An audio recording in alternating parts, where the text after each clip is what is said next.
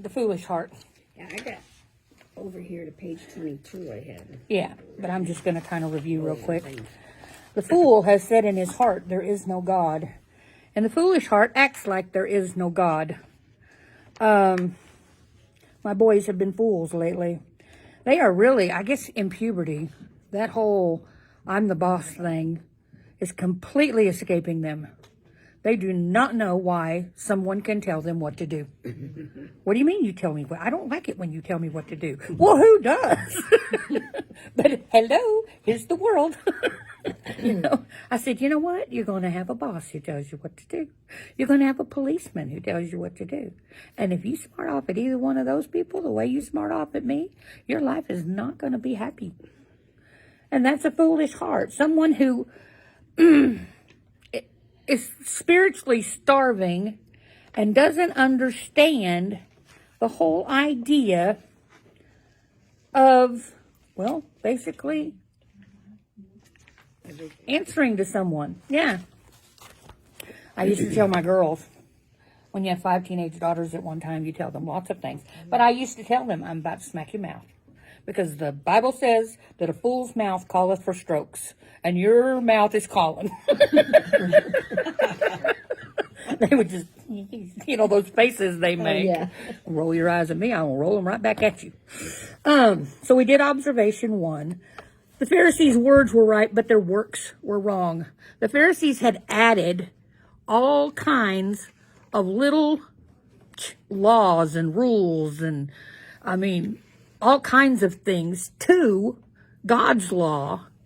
And if you didn't keep their rules, then you weren't spiritual. And some of their rules made absolutely no sense. The Bible says they were still under the Sabbath. New Testament tells us that Jesus came and completed the Sabbath. And that's why we don't celebrate the Sabbath anymore. We go to church on the first day of the week because that's when Christ rose from the dead. And we actually go to church on Wednesday night because traditionally that was when Jesus was crucified, not Good Friday. You can't be 3 days and 3 nights in the grave from Friday to Sunday.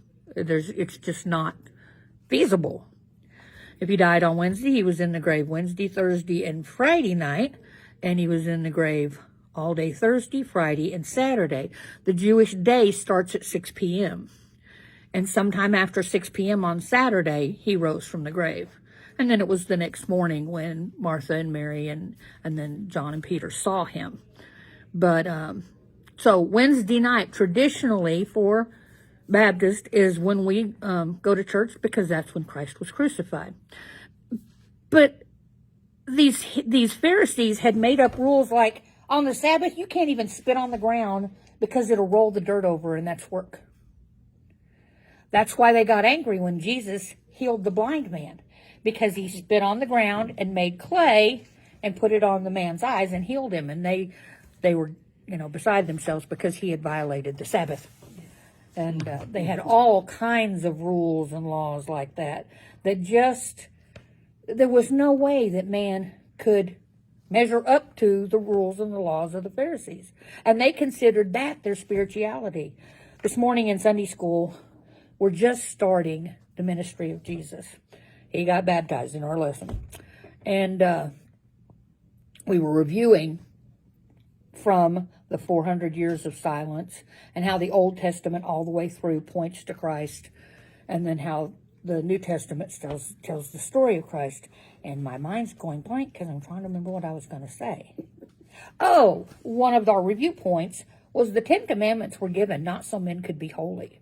The 10 Commandments were given to show us that we could not be holy. There is no way for a human being in our human state to keep the 10 Commandments all the time.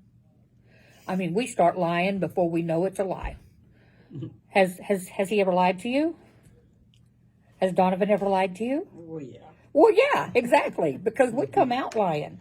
You ever seen a little baby that was screaming its head off as if there were a monster in the crib with it, and it was going to die, and then you go in there and pick up the baby, and the baby's like, ooh, ooh, ooh. You picked me up, I got my way. Didn't want to go to bed. So, we are born liars. And so there's no way humanly that we can keep the 10 Commandments. Not a child ever born of woman who didn't disobey their parents at some time. I mean, it is my boys will say, I don't know why I have to do what you say. Well, because you're my child, it makes me nuts. I'm in my class, my parenting class.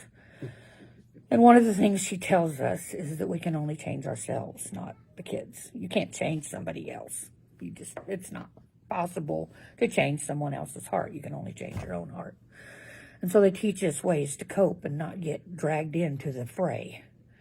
And sometimes I'm sitting there thinking, what was that? What was that? Not to get dragged. Not a hill to die on. Walk away. Walk away. Because y'all may not know this about me. I'm kind of old now, but I have a temper. I've always had a temper. I was a little bugger when I was a kid with my temper. And when we first got married, it was me with the temper. Sully laughs all the time because we told him about one fight where I was getting dressed and I threw my dress at him because I was mad because he wasn't listening to me like I thought he ought to be listening to me. I'm sure that one of our biggest fights ever when we first got married, like the first month we were married, was over the shower curtain. I thought it needed to be open, covering the bathtub because that's why you get a pretty shower curtain. He didn't like it because somebody might hide in there. So I would go in the bathroom, clean it up, make the shower curtain all pretty, and I'd come back and it'd be open. Nobody had taken a shower. And I would say, leave the shower curtain alone. I don't like it that way. I want it this way. We had 20 and 21, we had a big old fight over the shower curtain. Kind of silly, isn't it? Now my son Jesse says, I never remember you guys fighting. No, because we were fighting you. Once that happens. Change. Yes. All right. So relevance 1, talking about their words being right and their works being wrong, was that our actions and our words should be consistent. The Pharisees were very, what is the word? They were hypocrites. It was okay for them to be a certain way, but it wasn't okay for anybody else to be that way. Their actions and their words did not match. One of the greatest things I ever heard was, if you will be what you're supposed to be, then you will do what you're supposed to do. Doing doesn't make you.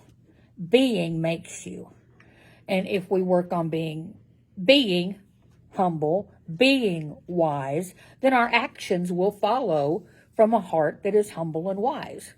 If you just work on acting like you're humble and acting like you're wise, the whole world's going to see through it. And most people saw through the Pharisees too. So that was the review so far. Now let's go on to observation number 2. The scribes and the Pharisees hindered others from coming to Christ. The scribes and the Pharisees hindered others from coming to Christ. Matthew 23:13 says, woe unto you, scribes and Pharisees, hypocrites. Jesus called them hypocrites. For ye shut up the kingdom of heaven against men. For ye neither go in yourselves, nor suffer ye them that are entering to go in. When the scribes and the Pharisees were teaching, they left God out and shifted their focus to their long list of traditions. Not turning the soil over on Sunday had nothing to do with taking a day of rest to think about God and Him and His creation and His beauty, and resting yourself up so that you'd be better, be a better follower of God. They weren't Christians yet because Christ was just coming on the scene. It was about their traditions. A lot of people today get too wrapped up in traditions. Try to think of something. Ooh, I don't want to attack any specific church. Try not to. When my granddaughter was in preschool and K4, she went to, what is John's church? St. John's. Yeah, St. John Vianney. She went to the preschool there. And her other grandparents are Catholic. And they had May Day. And they all brought flowers out to the statue of Mary. Now, my little granddaughter came home and said, do they really think that Mary likes those flowers? She's just made out of concrete.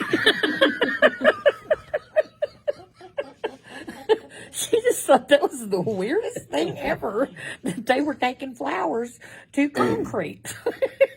You know, but that's a tradition of man. The cross in the back of the auditorium is to remind us, not for us to worship it. We're supposed to worship the Christ who died on the cross, not the cross itself. You know, there's a lot of, in East Texas, they have a lot of what we call mossback churches. And we refer to them as mossback churches because the stone ain't rolling and it got moss on its back. And we made up a cheer when he was pastoring in East Texas. And it was, we ain't never done it that way before. We've always done it this way. And that is too often the view of some church members. They will not reach out to others. They will, and one of our church members actually said this, if we bring in a bunch of new people, we're going to lose our power. Because there would be other people who grew into positions of leadership, and it wouldn't be just them. It's called us four and no more. And we laughed, though, because when we got there, within a month, the building, East Texas is very humid. Very, very humid. And the building literally had moss growing on the building.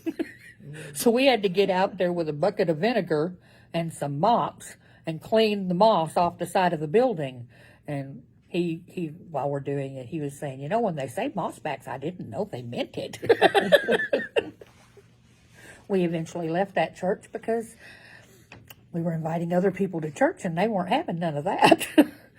And that's crazy. They got very angry. And in fact, one of the leaders in the church sent their teenage son over during the night to set our house on fire with us in it. And no, not at all. And our dog alerted us.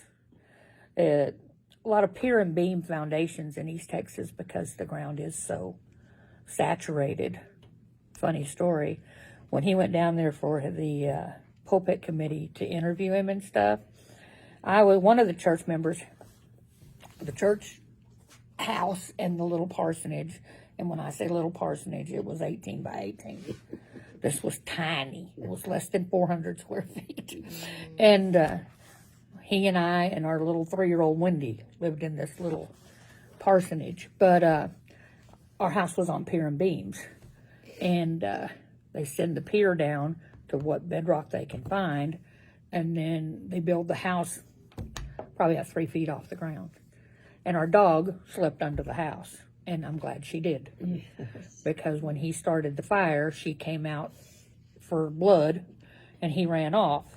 So we went to a hotel room that night and called our pastor back in Arlington. And we called the police department, asked them to watch the house during the night so that nothing happened to our stuff.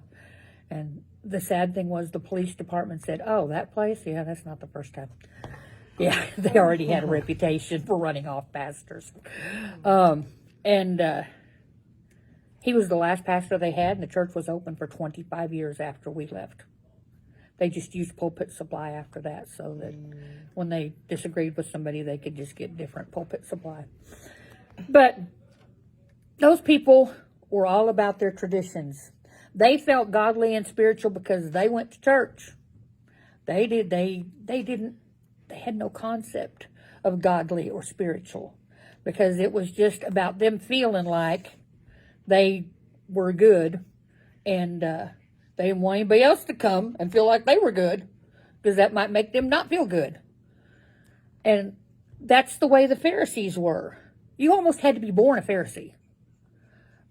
Paul, the apostle, was actually a Pharisee. He was born a Pharisee, and he was born a free man. He was born a Roman citizen.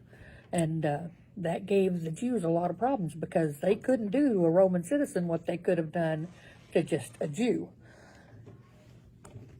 But hindering people from coming to Christ was an example of misery loves company.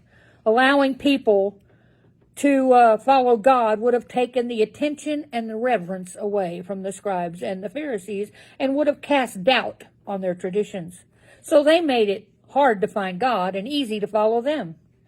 These leaders told the people what to believe and what to do, making the truth of God's word in an appearance of religious superiority.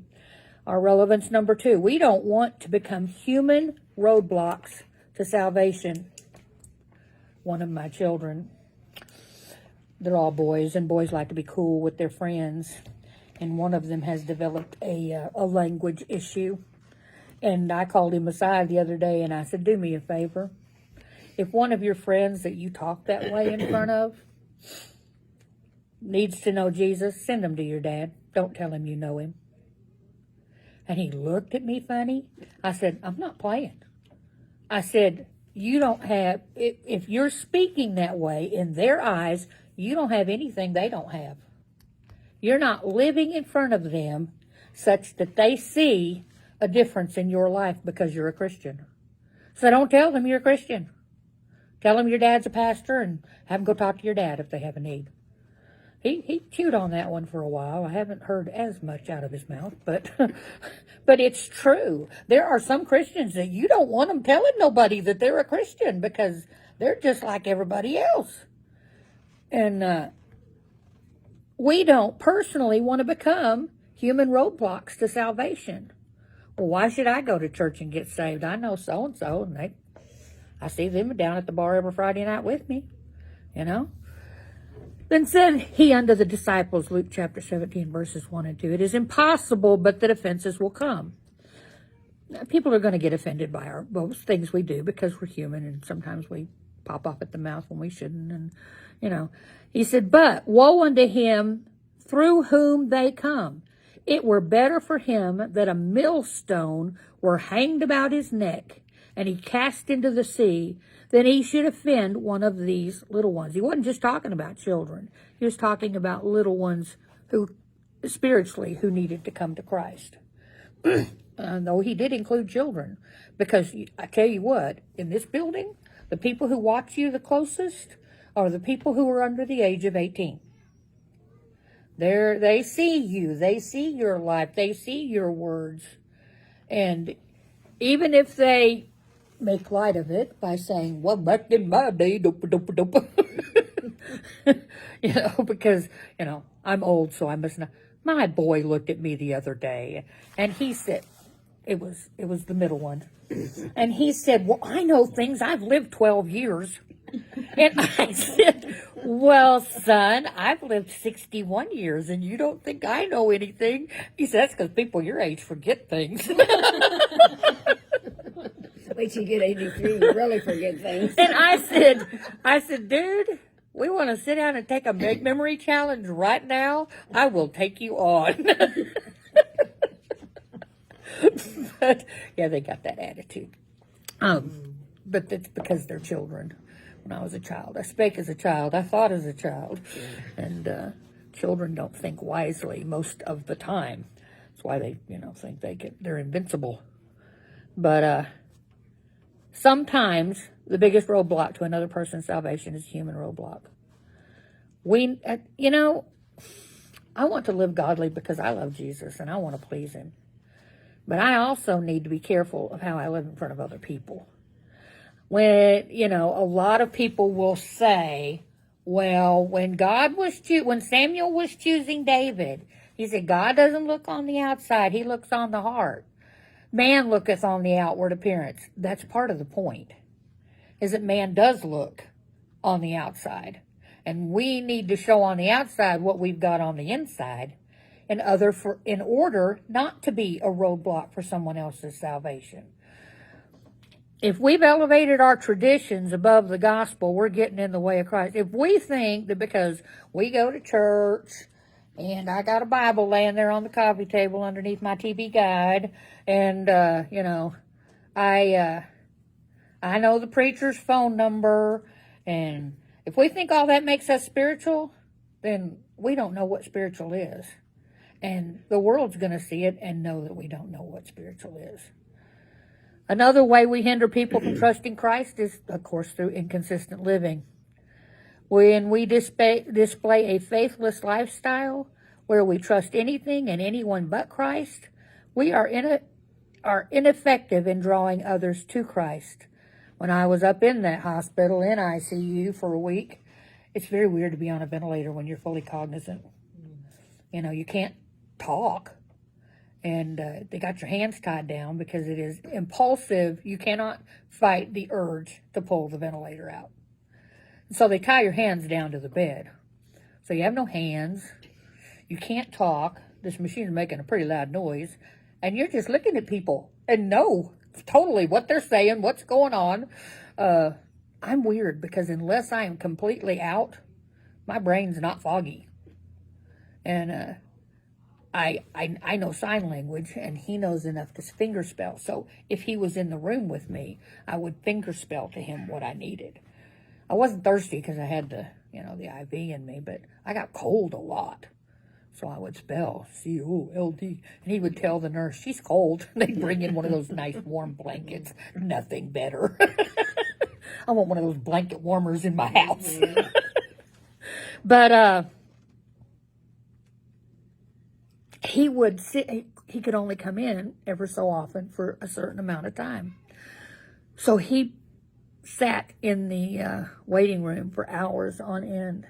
And he used it as an opportunity to minister to hurting people. He can tell you all kinds of people that he was able to minister through due to the fact that his wife was laying in that ICU and he was still remaining faithful to Christ and to his wife. They even have a shower up there for the people who are just living in the waiting room, waiting for, to find out something about their loved one. There's a room where you can go shower and change clothes, and they found him a room that had a bed in it and would let him sleep in there. So, but because, at that low point in his life, he still had faith, he was able to minister to people. There should be a difference and even an improvement in our lives as Christians. As soon as we identify with belonging to Christ, we're ambassadors. We represent the interest of Christ and Christianity. We may forget that when we forget that we're ambassadors for Christ, we may become self-interested and a hindrance to others. If you need to check, is there anything we're doing, saying, or engaging in that would keep another person for Christ? I told my boy when I told him that the other day, I said, Gates, you do realize that at the great white throne of judgment, we as Christians are there and watch as people are turned away and cast into the lake of fire. And he said, well, we're not, because there's nothing sad in heaven. I said, there's a reason it says that he's going to wipe every tear from our eye. That means there were tears there to start with. And we might see loved ones or friends that we should have been a witness to, that we weren't, get cast into the lake of fire. And that's a horrible thought. Now, if you've witnessed to someone and they, they're just not going to have it, I have heard people say, well, I just want to go to hell because that's where all my friends are going to be. No, really? Your friend's house is on fire and they're trapped inside. You want to go join them because that's where your friend is? No. But people don't understand that hell is a real place with real fire and real torment forever. They just think it's, one of those cartoons where they're in a hot cave with a guy in a red suit and a pitchfork. Yeah. No. And that's the best ploy the devil's ever pulled on us. He told me this thing the other day. He said there were 3 demons having a meeting. And one of them said, I'm going to go down to earth and tell them all that there's not a God. And the devil said, that's not going to work because man's heart knows that there's a God. The second demon said, well, I'm going to go down to hell and tell them that I'm going to go down to earth and tell them that there's not a hell. And he said, that's not going to work either because God has put it in the heart of man that there is right and wrong and there is reward and there is punishment. And the third demon said, I'm just going to go tell them down to hell and tell them, down to earth and tell them they have plenty of time. There's no hurry. And that one works a lot. Mm-hmm. It works a lot. I only read the headlines on my Fox News app. I don't watch the news. I don't go into depth. I just read the headlines so that I'm aware of what's going on in the world around me. And sometimes I read those headlines and I cannot even believe. I told him this morning, I said, 50 years ago, We removed God from our culture. We took him out of the schools. We took him out of the public places. We decided that that was imposing our religion on somebody else, even though they can impose. There was a school I think it was in California, that was having kids recite Arabic prayers, Muslim prayers, in a cultural way. No. Because you want to use that argument? I can tell you that I'm culturally a Baptist. My, 10th, 8th grade great-grandfather was Thomas Dungan. He started the oldest continuously operating church in America, Pennypack Baptist Church. His relatives were Huguenots in France that went through England and came to America and started Baptist churches because they were persecuted in France. So for both of us, our history goes all the way back to the 1600s of being Baptist. That sounds kind of cultural, doesn't it? I should be able to go into the schools and teach them how to be a Baptist because it's cultural for me. But no, we got them bound down on a prayer rug. Well, not my kid. That would not be a happy day for me. There was a big uproar here in the Quad Cities a few weeks ago when a school in Moline started having that Satan club I couldn't believe after that. school. Now, they're not teaching Satanism. What they're teaching is, I guess, nihilism. There is no God. It's just us. And they teach them crafts and, they teach them life-enhancing skills, I guess is what they call it. But I don't want them to tell them they can't meet there. Because if they tell them they can't meet there, then we can't have gospel clubs after school in their buildings. When in the early 70s, when the Hare Krishnas were all at the airports, anybody remember that? They had their one little ponytail, the Hare Krishnas. And they would be at the airports with their tambourines singing Hare Krishna, Hare Krishna, passing out their material at the airports. That's what they did. And there was a big uproar to get them out of the airports. My father-in-law very wisely said, they take them out of the airports, we're next. And now it's illegal to pass out tracts in the airport. It's illegal to pass you can maybe get away with it at the mall, but there are parts of this country where they'll arrest you and remove you from the premises for passing out religious material in a public place. Oh, really? Yeah. I do that all the time. Yeah, I said you probably get away with it here. Most people here, have some kind of religious background. We don't have a heavy presence of Satanists. But tell me why one woman Got prayer out of the schools. protested to get prayer out of school when there are so many people that could have went against She was her. claiming her personal right. And the 60s was such a turmoil time anyway, where everybody was, I don't know what happened. I was a little kid, but everybody was trying to figure out who they were and what they wanted. And you had the hippies and, the war protesters and everything else going on. And the rights, now to an extent, this is true, the rights of the individual can be more important than the rights of the whole. That's part of the problem we're having with the vax issue right now, is that we tell people, no, everybody has to get vaxxed to protect everybody, which I still don't understand. I don't understand how, if I'm not vaxxed, that's dangerous to you. That's dangerous to me, maybe, but it doesn't affect you. Because you can carry the virus, obviously, even if you're vaxxed. I had it, Yeah. I don't understand the thought process there at all, but that's one of the arguments we're having right now, is the government is saying the needs of the whole outweigh the needs of the few. And she used the fact that, at least then, individual rights trumped everybody else's I rights. worked for the ordnance plant at that same time. And shortly after that, they took Prayer out of school. prayer out of school. The government said that if you worked for the government, the school would get money for For your kids. Yeah.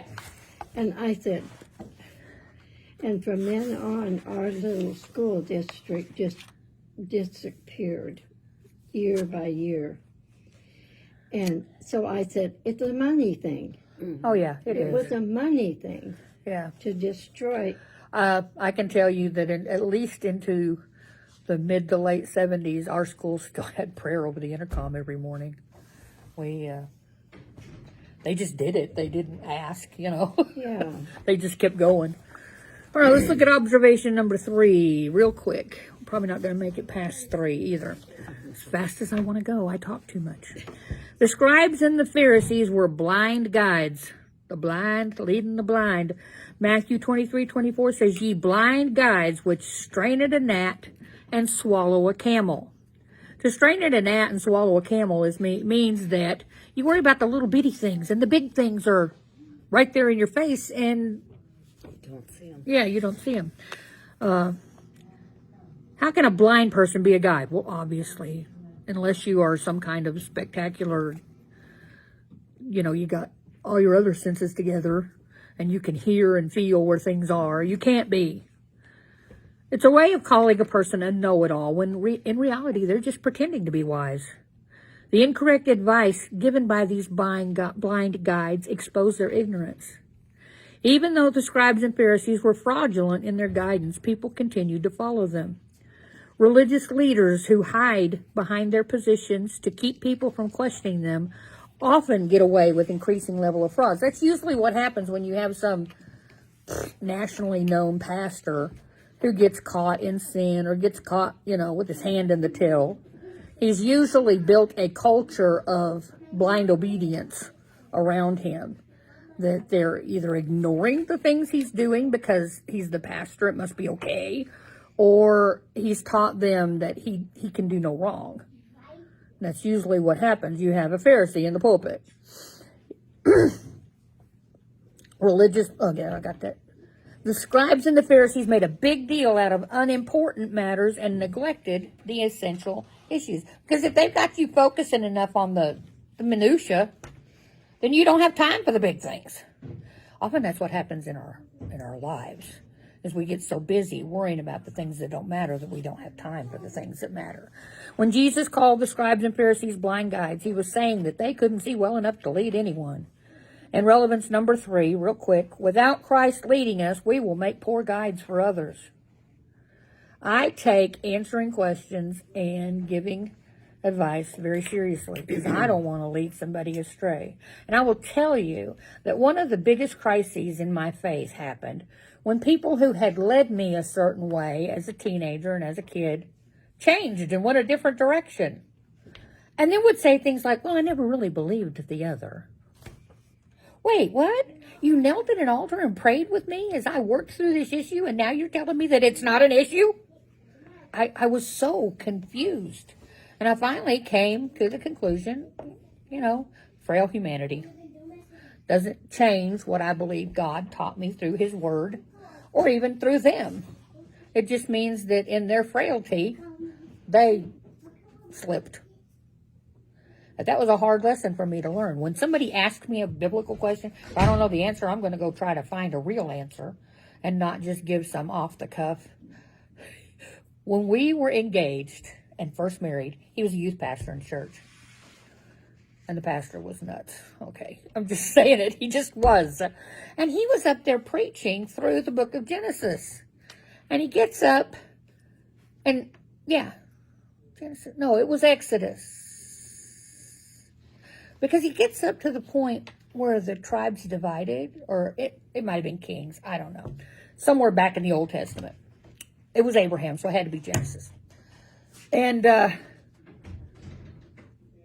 talking about how rich Abraham was. Abraham was the richest man that anybody knew at that time. And the man says, he had that much money. A lot of that had to be ill-gotten gain. Wait, what? So again, I had a temper, and I was kind of a smart aleck when I was younger, believe it or not. And I flipped over in my Bible to the verse where Eliezer is telling Rebekah's dad, God has richly blessed my master with houses and lands and cattle and all this kind of stuff. And I'm pointing to Mark. Because I don't want to give that kind of answer to somebody that they can go in the Bible and say, what? She said this, but look at this, you know? I want to take it seriously. I don't want to be a blind guide to someone. 1 Corinthians 11:1 said, be ye followers of me, even as I am also a follower of Christ. Do we dare say the same thing? When someone looks at your life, would it be safe for him or her to follow you? Or would you be like, oh, no, don't do what I do. You need to go find somebody else, not me, because you don't want that responsibility. But Paul said that it was safe to follow him because he was following Christ. When our lives are inconsistent with our message, we become blind guides and we are sowing seeds of confusion. We only have one more observation next week, and then we will start on our humble heart with John the Baptist.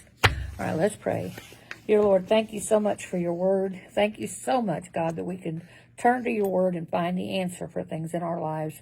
Help us to live such that other people can see you living through us. Ron Hamilton wrote the song, I saw Jesus in you. I want to get to heaven and hope that somebody saw Jesus in me. Bless us through the week and help us to have a good week, and bless the prayer request. In Jesus' name, amen. Okay, Sully, I saw you.